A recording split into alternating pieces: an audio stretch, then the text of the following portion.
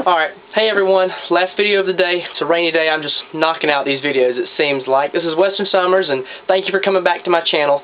Today we're going to go over one of the most common mistakes when it comes to reloading, or the most things that happens worse to you, and that's sticking a case in your die.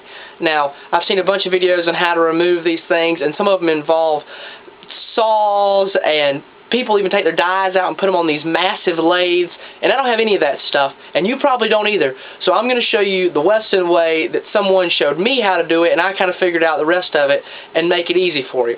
And with that, I'm going to set you down. We're going to try and show you a close-up of this thing and show you a quick way to get out those stuck cases, because I don't care what you say, you cannot pull them out with a pair of vice grips or screwdrivers, so don't even try. Alright, so with that, here we go.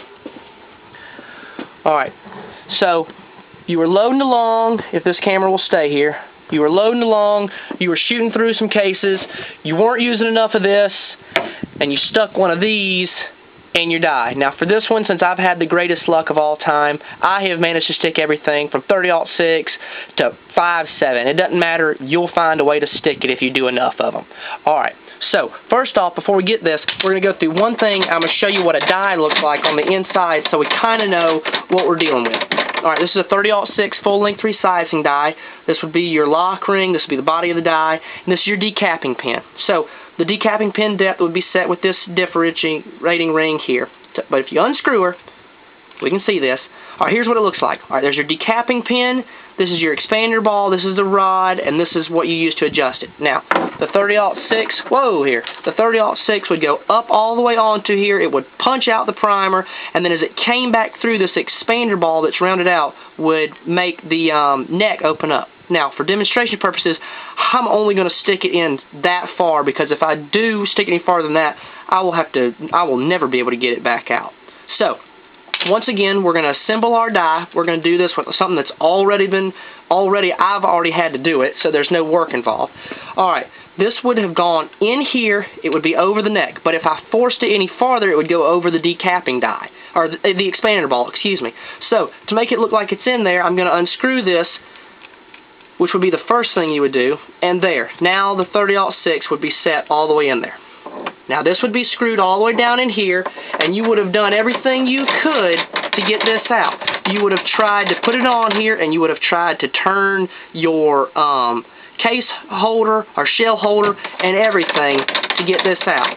And it would be sitting all the way up in there jammed. You would unscrew your decapping pin, and this would have just ripped the bottom off, and you'd have a stuck case. It'd be shoved all the way in there. The first thing you do before you do anything is take apart your press. So for this one, we'll pull this, we'll take out our shell holder. I'm going to punch out the ram and see if she doesn't shoot to the floor here. You're not going to be able to see it on camera, but it will happen eventually. There it comes. There's the rod. Now, what this does, this allows you to drop the ram and get everything out of your way. Here was the pin that held it. This is the handle. Now nothing works. Take her, lift her up, or push her down. There we go. I had to push down this one. Fold everything out of your way. Alright, so you've got a stuck case. Use your press to your advantage to hold it straight. Take this, you would unscrew your decapping pin, but you would not be able to pull it out like I would, because the expander ball would have the case neck jammed up in the top, so you'd never be able to pull it out, but you'd want to have to give it up off the bottom of the case, because it would hit when you drilled it out. So, first things first would be to unscrew everything, turn this baby over, which she'd be jammed up in there, and like I said, there's no way to take them out with vice grips or anything. You want to come in here and put your die in, which I'm not going to be able to do it like that. We're just going to do this for demonstration purposes. And you want to screw your die in here, if I can get it started, upside down into your press. Now, this will help you hold everything straight. Here we go. Get her screwed all the way up in here. And then our decapping pin, well, we could probably put it in through right here. There we go. Just to show that it would be in there, I'll push it over the neck. Now, that's what it would look like. Okay, so the first thing you want to do is, it would have knocked your primer out. So you would have an open hole here on top. First thing you want to do is go get your drill and find you a very small drill bit. This is, I don't even know what size this is, it's tiny. Go through using the primer hole as your guide and drill out just the base of this bottom of the shell. Don't go too deep because you'll get down here and you'll start hitting your decapping pin. You'll mess everything up. Alright, pull that one out, loosen your chuck, go back through it, and step up to your 1/4 inch die or just under it if you have a metric, because today I'm going to use a 1/4 inch tap. Take your 1/4 inch die, it should just barely fit in here, which it does, and screw out your 1/4 inch. You'll see it spinning right there. You'll have a drill on top, being careful not to hit anything, and you can sometimes cheat and use your lock ring when it's screwed all the way up in here and tighten your lock ring. It'll help hold your die, because when you're backing everything out, it will unscrew your die because you're screwing it to the right. Now, when you get done with that, take your die. If you have the sets for it, the taps and stuff, where you can hold it and spin it, that's great. Mine's too close to the wall, so I just used a small adjustable wrench. I started it. This is not a bottom tap. This is just a standard tap. I put her right here, and I tapped the base of my shell. As you can see, if I can get it going, there. She went right in, and I tapped my shell. Okay, don't go too deep. Make sure you run your tap several times. Brass is very soft, so it'll be easy. And take your tap back out.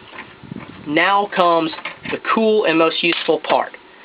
Find you 2 nuts that are big enough to sit over the case and touch the base of your die. By that, I mean it sits over that, it doesn't hit the press, and it puts the pressure around the entire place of your die. You're going to need 2 of them. You're also going to need a 1/4 inch standard thread, SAE thread bolt, and 1 washer. Now, this bolt will thread directly into the base of the shell, just like this. Now, we could thread it in here and we could yank and beat on this all day, but it would kill us and we'd never get anywhere, because sometimes they're just so jammed it's unbelievable. So, unscrew your bolt, and take your 2 nuts, set one on top of the other, take your washer, set her on top, and then you'll be able to see under here. Screw your bolt down into it right here. You'll need a long one because it has to go through 2 of them. And what this will do is, as you get down on it right here, if I reach over here, I'm going to grab my adjustable wrench. You'll be able to hold your die. You'll take your wrench and you'll continue to turn your wrench. Now what this does is it creates a pulling pressure on these, and it will actually pull the case up to where it loosens, and you'll just pop the case right out. And that is how you get out a stuck case the easy way or the Weston way, and you don't have to have any complicated materials. This is probably going to be the most useful video I've done so far, and I hope it helps everyone out. So, once again, thank you so much for watching. Please don't forget to comment, rate, and subscribe, and make sure to use enough of this so you don't have to do this. Thank y'all and have a good day.